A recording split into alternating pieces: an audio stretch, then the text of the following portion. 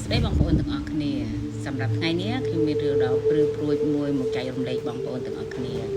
រឿងហ្នឹងកើតឡើងទៅលើបងប្រុសម្នាក់គាត់គឺជាបុគ្គលិកឲ្យក្រុមហ៊ុនម៉ៅការខាងផ្នែកតខ្សែភ្លើងឲ្យអគារខ្ពស់ជាច្រើនកន្លែងគាត់ធ្វើការនឹងជាច្រើនឆ្នាំមកហើយអស់ពីអគារមួយចូលអគារមួយអស់ពីអគារមួយចូលអគារមួយរហូតមកហើយគាត់ក៏មិនដែលជួបរឿងដ៏គួរឲ្យខ្លាចព្រឺព្រួយអីចឹងដែរទើបតែលើកហ្នឹងណាគាត់បានជួបនៅហេតុការណ៍ដ៏គួរឲ្យព្រឺព្រួយធ្វើឲ្យគាត់ត្រូវទៅស្រោចទឹក7វត្តណាបងប្អូនគិតមើលអញ្ចឹងសម្រាប់ថ្ងៃហ្នឹងខ្ញុំនឹងយករឿងរ៉ាវរបស់បងប្រុសម្នាក់ហ្នឹងមកចែករំលែកបងប្អូនទាំងអស់គ្នាពីដំបូងហ្នឹងគាត់ត្រូវបានក្រុមហ៊ុនហ្នឹងបានបញ្ជូនគាត់ឲ្យទៅតខ្សែភ្លើងឲ្យអគារសំណង់មួយកន្លែងដែលគេធ្វើជារួចរាល់ហើយអគារហ្នឹងប្រហែលជា7 8ជាន់ហ្នឹងឯងអញ្ចឹងនៅពេលដែលគាត់ទៅធ្វើការដំបូងហ្នឹងគឺអត់មានហេតុអីកើតឡើងទេធ្វើការធម្មតាចូលពេលព្រឹកចេញពេលល្ងាចចេញហើយក៏ត្រឡប់ទៅកន្លែងស្នាក់នៅរបស់គាត់ហើយពេលខ្លះហ្នឹងគាត់ធ្វើការរៀងលើសម៉ោងបងប្អូនធ្វើរហូតដល់យប់ម៉ោង6ម៉ោង7អីចឹងទៅទ្រាំមកធ្វើរួចបានត្រឡប់ទៅផ្ទះហើយថ្ងៃមួយហ្នឹងគាត់ធ្វើរហូតដល់ម៉ោង6ម៉ោង7គាត់អត់បានទាន់ត្រឡប់ទៅវិញទេគាត់ឃើញពូសន្តិសុខ2នាក់ហ្នឹងជាមួយនឹងអ្នកដែលធ្វើការងារសំណង់នៅកន្លែងអគារហ្នឹងណាដែលគេស្នាក់នៅកន្លែងអគារហ្នឹងតែម្ដងហ្នឹងគេកំពុងជុំគ្នានៅមុខអគារហ្នឹងហ្មងគេកំពុងតែជុំគ្នាផឹកស៊ីអញ្ចឹងណាសម្រាប់អ្នកធ្វើការសំណង់បងប្អូននឹងស្ដាប់ហើយងាយឡើងជុំគ្នាអញ្ចឹងពេលដែលឃើញគេអញ្ចឹងគាត់ក៏ចូលទៅនិយាយលេងមួយគេថាបានអីអញ្ចឹងណាពេលដែលគាត់ចូលទៅហ្នឹងគឺសូពូសន្តិសុខហើយជាមួយអ្នកធ្វើការសំណង់ហ្នឹងណាគេនិយាយចំអន់គ្នាលេងរឿងអីគេបងប្អូននឹងអត់គឺគេកំពុងតែចំអន់និយាយបន្លាចគ្នាលេងរឿងខ្មោចបងប្អូនចឹងគាត់ក៏ចូលទៅនិយាយលេងមួយគេគាត់ទៅអង្គុយជួបបរិយនិយាយលេងមួយគេតែគាត់អត់បានជុំគេផឹកស៊ីជាមួយគេទេណាគាត់គ្រាន់តែចូលទៅនិយាយលេងពេលដែលឮសូរគេនិយាយហ្នឹងគាត់ក៏មានអារម្មណ៍ថាដូចជាគ្មានអារម្មណ៍ភ័យខ្លាចអីទេលក្ខណៈថាតែជែកគ្នាលេងសប្បាយដោយពូសន្តិសុខហ្នឹងគាត់បាននិយាយថាមានយប់មួយហ្នឹងគាត់ឮសូរសំឡេង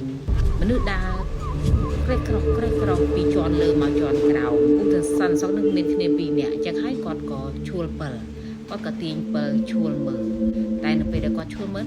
ក៏អត់ឃើញមានអីដែរពូសន្តិសុខមួយទៀតហ្នឹងនិយាយមកមួយទៀតដែរគាត់ក៏លឺដែរមានពេលខ្លះអូសជើងក្រោកពីលើរហូតដល់ក្រោមអីចឹងណាហើយពេលខ្លះហ្នឹងក៏មកកេះកន្លែងមុំគាត់សារ៉ាអីចឹងទៅមកគ្នាទៅជែកគ្នាលេងតែពីរឿងហ្នឹងពេលដែលគាត់ស្ដាប់ហើយគាត់ក៏មិនគិតអីដែរគួយនិយាយលេងមួយគេមកសន្ទុះហ្នឹងគាត់បំរុងនឹងលាគេហ្នឹងត្រឡប់ទៅកន្លែងស្នាក់នៅរបស់គាត់ហ្នឹងប៉ុន្តែពេលហ្នឹងគាត់ក៏លេឆាច់របៀបដូចមកកលិះភ្នែកហ្នឹងបងប្អូនគាត់កលិះទៅជាន់លើនៅពេលដែលគាត់លិះភ្នែកទៅជាន់លើហ្នឹងគាត់ឃើញដូចជាមានមនុស្សស្រីឈរនៅមាត់ពួចនៅជាន់ខាងលើខ្ពស់បំផុតតែគាត់អត់ច្បាស់ថាជាន់ទី7ឬជាន់ទី8ទេបងប្អូនដឹងតែថានៅជាន់លើអញ្ចឹងនៅពេលដែលគាត់លះមើលហើយឃើញដូចមានមនុស្សនៅលើហ្នឹងគាត់ក៏រៀបដូចថាងើយមើលហើយអោតចុះ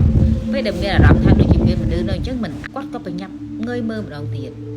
ពេលដែលគាត់ងើយមើលម្ដងទៀតហ្នឹងអត់ឃើញទេបងប្អូនអត់ឃើញមានអ្នកណាឈរនៅនឹងមាត់ខ្លួននោះទេអញ្ចឹងគាត់ក៏គិតថាប្រហែលជាមានកម្មករអីនៅលើហ្នឹងគេមិនទាន់ចុះដឹងអញ្ចឹងណាតែលោកគេធ្វើថែមម៉ោងថែមអីនៅខាងលើអីចឹងណាគាត់អត់ច្បាស់ក្នុងចិត្តគាត់ដែរទេព្រោះគាត់ពេលហ្នឹងគាត់ទឹមតែតខ្សែភ្លើងត្រឹមជាន់ក្រោមទេមិនទាន់ដល់ជាន់លើទេលុះដល់ថ្ងៃក្រោយមួយទៀតហ្នឹងណានៅពេលដែលឃើញគេជុំគ្នាអញ្ចឹងគាត់អាសាចូលទៅនិយាយលេងមួយគេ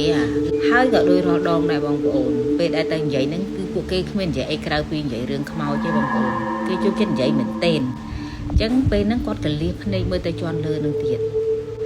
លើកនេះគាត់ឃើញមែន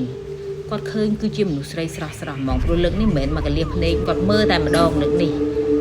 មើលទៅជាន់លើដែលគាត់បានឃើញម្ដងហើយហ្នឹងអញ្ចឹងនៅពេលដែលគាត់មើលទៅលើកនេះគាត់ឃើញថានៅមាត់ព្រួយហ្នឹងមានមនុស្សស្រីម្នាក់មែនបងប្អូនមនុស្សស្រីម្នាក់ហ្នឹងពាក់មួក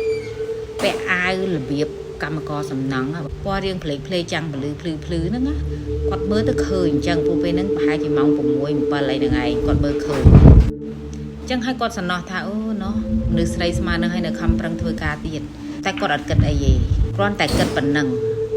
លុះដល់ថ្ងៃក្រោយមកគាត់ត្រូវទៅតខ្សែភ្លើងនៅជាន់ទី7ហ្នឹងពេលដែលគាត់ទៅដល់ទៅតខ្សែភ្លើងនៅជាន់ទី7ហ្នឹងនៅពេលដែលគាត់កំពុងតែរៀបបណ្ដាញខ្សែភ្លើងនៅអាផ្លូវដើរកណ្ដាលហ្នឹងណាវានៅមិនទាន់មានបន្ទប់មានអីទេវាជាអាគារចំហគាត់ក៏រៀបខ្សែភ្លើងនៅកណ្ដាលអាគារហ្នឹង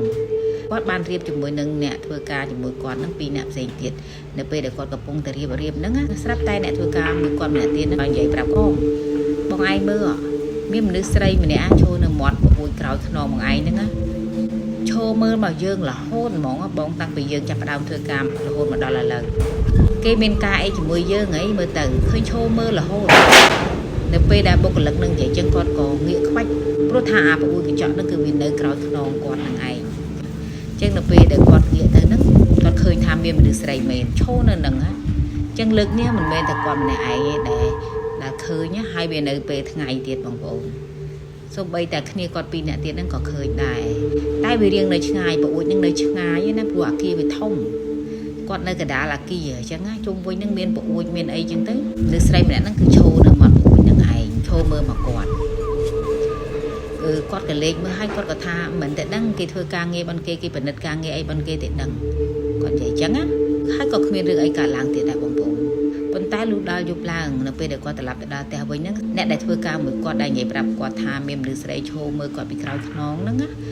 បានខលមករកគាត់អ្នកដែលធ្វើការមួយគាត់ហ្នឹងបាននិយាយជាមួយគាត់រឿងមនុស្សស្រីដែលនៅលើអាគារហ្នឹងណាគាត់បាននិយាយថាខ្ញុំចម្លែកខ្ញុំមិនអស់ចិត្តទេបងមនុស្សស្រីដែលឈរមើលយើងហ្នឹងណាខ្ញុំឃើញចម្លែកមែនទែនមុខរបស់នាងហាក់ដូចជាមិនមែនជាមនុស្សមុខរបស់គាត់រឡើងស្លេកងាំងដូចជាមនុស្សដែលគ្មានឈាមគ្មានអីចឹងណាធម្មតាមនុស្សស្រីបើសិនជាធម្មតាគឺតែងមុខតែងមាត់អីមើលទៅឃើញមានសាច់មានឈាមចឹងណាតែសម្រាប់មនុស្សស្រីម្នាក់នេះគឺអត់ទេចឹងហើយនៅពេលដែលបងម្នាក់នឹងឮអញ្ចឹងគាត់គិតថាប្រហែលជាមនុស្សស្រីម្នាក់នឹងឈឺតែដឹងអីចឹងណាឈឺដល់ស្អែកឡើងហ្នឹងពេលល្ងាចម៉ោង 6-7 ហ្នឹងនៅពេលដែលគេជួបគ្នាស៊ីហ្នឹងណា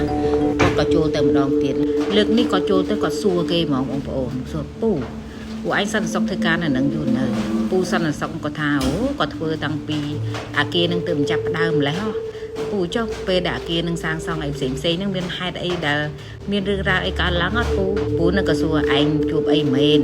សួរវិញអញ្ចឹងណាតែឯងមានជួបរឿងអីមែនហ្នឹងបានមកសួរអញ្ចឹងហ្នឹងហើយពូខ្ញុំឃើញមានស្រីម្នាក់ហ្នឹងឈរមើលគាត់រហូតគាត់ឃើញឡើងមិនចេះតិចដងហើយធ្វើលក្ខណៈចម្លែកពូសន្តិសុខឮគាត់និយាយអញ្ចឹងណា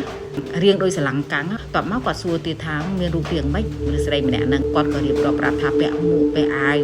ដូចអ្នកធ្វើការសំណង់អញ្ចឹងណាគាត់ឮសូរអញ្ចឹងគាត់ប្រាប់ថា